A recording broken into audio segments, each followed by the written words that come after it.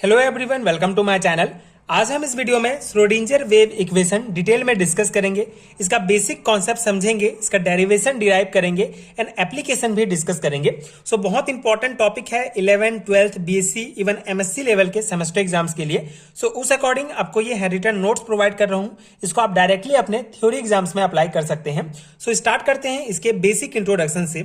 So based on de Broglie hypothesis and Heisenberg uncertainty principle, a new model of the atom was proposed around 1920 called the quantum mechanical model.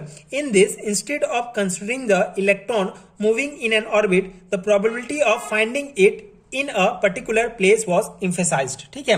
So basically ये जो equation था, Schrödinger wave equation या जो ये model था, ये de Broglie hypothesis और Heisenberg के अनसर्टेनिटी प्रिंसिपल पर बेस्ड था। इससे पहले हमने तीन मॉडल डिटेल में डिस्कस किए हैं, एटॉमिक मॉडल्स। पहला हमने डिस्कस किया बोहर का atomic model, second de Broglie hypothesis and third Heisenberg uncertainty principle. Detail में समझने के लिए आपको नीचे प्लेलिस्ट का लिंक मिलेगा, आप चेकआउट कर सकते हैं। यहाँ पे इसका बेसिक समझ लेते हैं कि इन मॉडल्स में क्या कहा गया था, जिससे आपको ये और इजीली समझ में आ जाएगा। सो बोहर्स के एटॉमिक मॉडल में बोहर्स ने बताया था कि न्यूक्लियस के बाहर ऑर्बिट प्रेजेंट होते हैं एंड इन ऑर्बिट्स में इलेक्ट्रॉन्स होते हैं और ये इलेक्ट्रॉन इन्हीं ऑर्बिट में घूमते रहते हैं। ये बोहर्स ने बताया। ठीक है, किसी न्यूक्लियस के बाहर ऑर्बिट होते हैं और इन ऑर्बिट में इलेक्ट्रॉन होते हैं और इलेक्ट्रॉन इन्हीं ऑर्बिट्स में घूमते रहते हैं।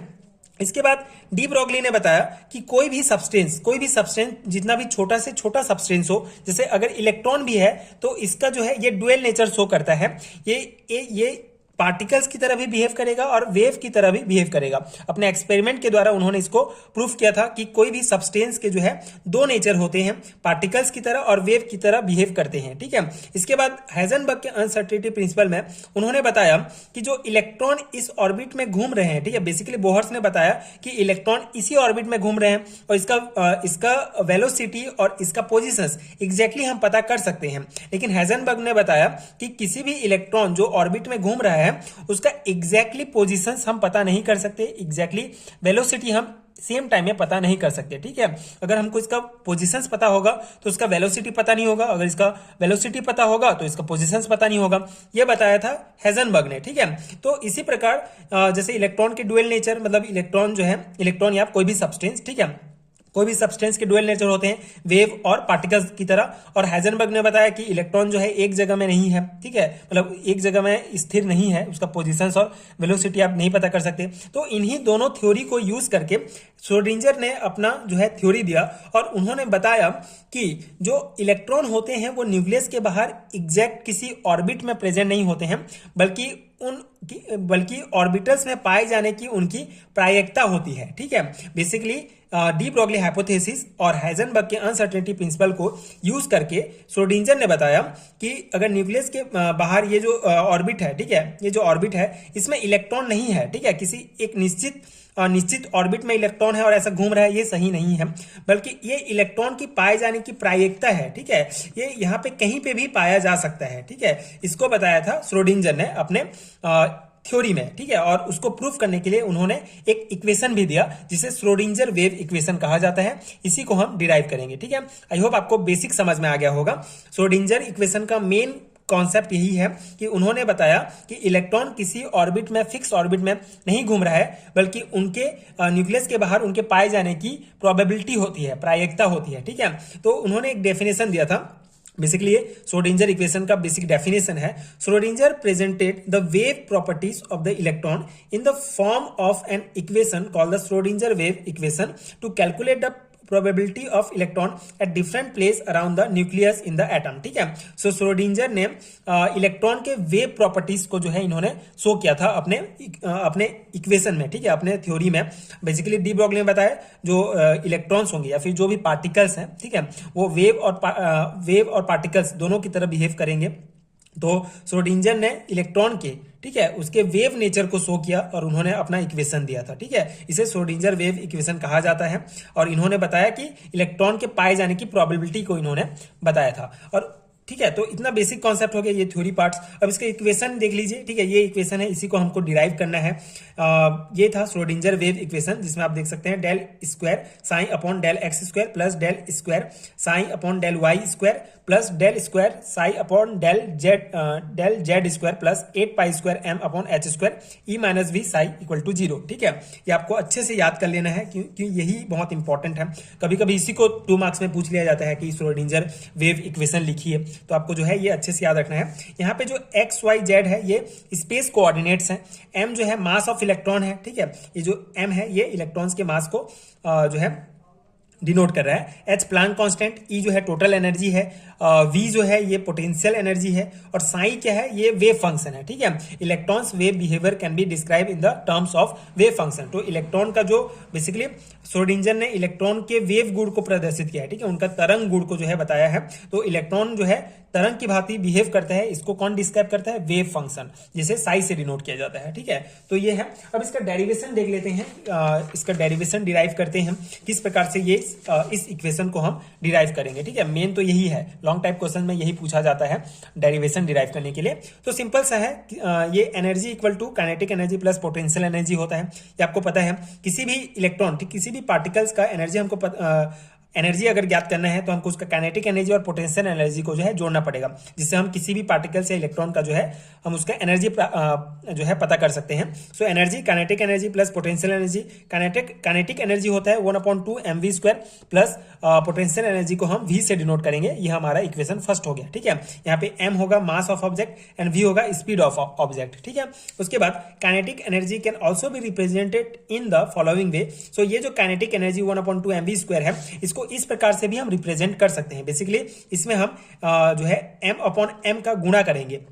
बेसिकली ये दोनों m कट जाएगा, मतलब कोई फर्क नहीं पड़ेगा, लेकिन आगे इक्वेशंस के लिए हमारे लिए हेल्पफुल होगा, इसलिए हम इसको जो है इस प्रकार भी लिख सकते हैं। m/m करेंगे तो ये mv स्क्वायर हो जाएगा, ये mm, ठीक है, और ये v स्क्वायर, तो ये mv स्क्वायर हो जाएगा होल स्क्वायर, और ये m बचेगा नीचे। उसके बाद इसको जो है mv स्क्वायर अपॉन 2m हो जाएगा, ये 2 से गुणा हो जाएगा, सिंपल सा। तो इसको जो है हम इस प्रकार भी लिख सकते हैं। इक्वेशन 2 हो गया हमारा।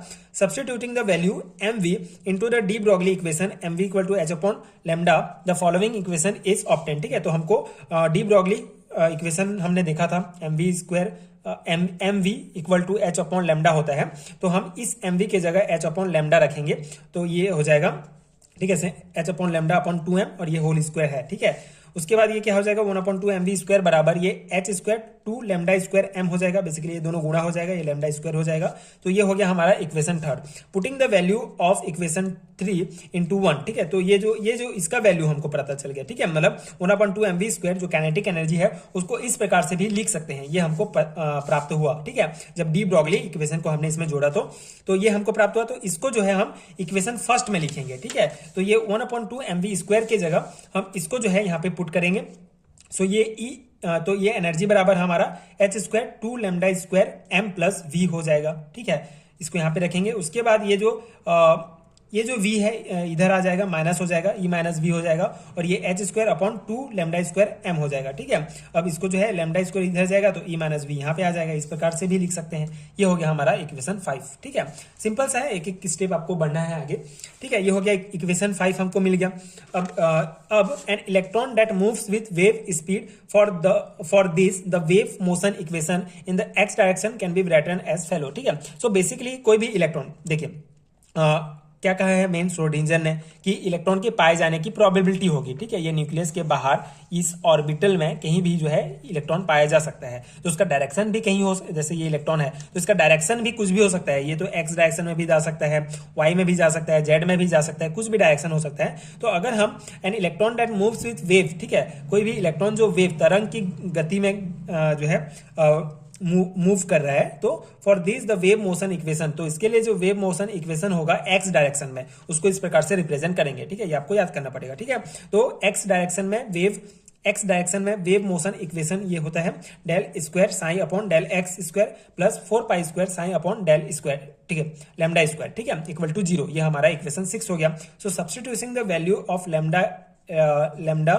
स्क्वायर फ्रॉम इक्वेशन 5 into 6, ठीक है, तो देखिए ये जो लैम्डा हमको, ये लैम्डा 2 जो है, ये लैम्डा स्क्वायर जो है, ये हमको यहाँ पे प्राप्त हुआ था। ठीक है, ये लैम्डा स्क्वायर, तो ये जो है पूरा एज इट इज जो है हम यहाँ पे रख देंगे। ठीक है, तो यहाँ पे रखेंगे तो हमको जो है ये इक्वेशन प्राप्त होगा। ठीक है, del square psi upon del x square plus 4 pi square psi 2mh square E minus V equal to 0। ठीक है, उसको एज इट इज लाके यहाँ पे रख देंगे तो ये हमको प्राप्त हो जाएगा। उसके बाद नेक्स्ट स्टेप में ये साइन इधर आ जाएगा। ठीक है, और ये 4 पाई स्क्वायर जो है ये 2m से जो है गुणा हो जाएगा, तो ये हमको 8 pi square m upon h square E minus V psi as it is रहेगा इक्वल टू 0।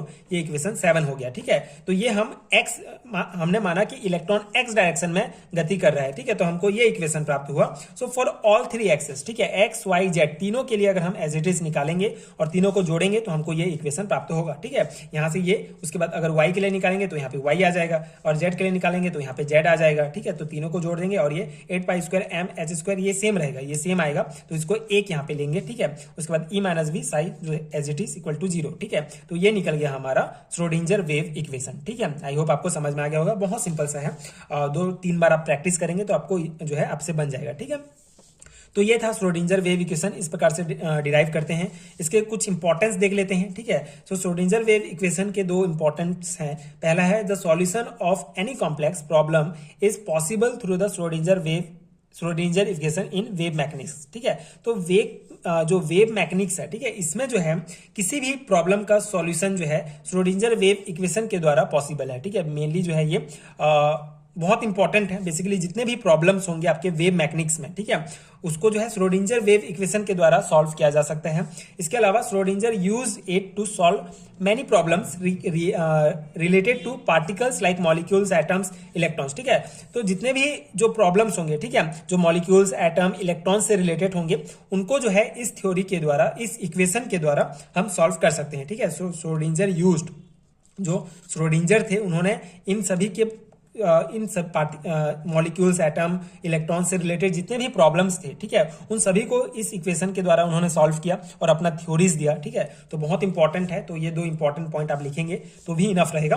और इस प्रकार से आपको इसका जो है डिराइव करना है ये इक्वेशन। ठीक है, तो आई होप आपको समझ में आ गया होगा श्रोडिंजर वेव इक्वेशन क्या है और इसका बेसिक जो है कॉन्सेप्ट क्या है और डेरिवेशन क्या है। ठीक है, एंड एप्लीकेशन भी हमने डिस्कस किया। सो ये था श्रोडिंजर वेव इक्वेशन। अगर आपको इसका कंप्लीट हैंडरिटन नोट चाहिए पीडीएफ फॉर्म में, तो नीचे आपको डिस्क्रिप्शन बॉक्स में लिंक मिल जाएगा, जहां आप यूनिट वाइज नोट्स ले सकते हैं बीएससी एंड एमएससी लेवल के सेमेस्टर एग्जाम्स के लिए। एंड अगर वीडियो हेल्पफुल है तो आगे की वीडियोज देखने के लिए प्लीज चैनल के साथ जुड़े रहिए। Thank you so much for watching.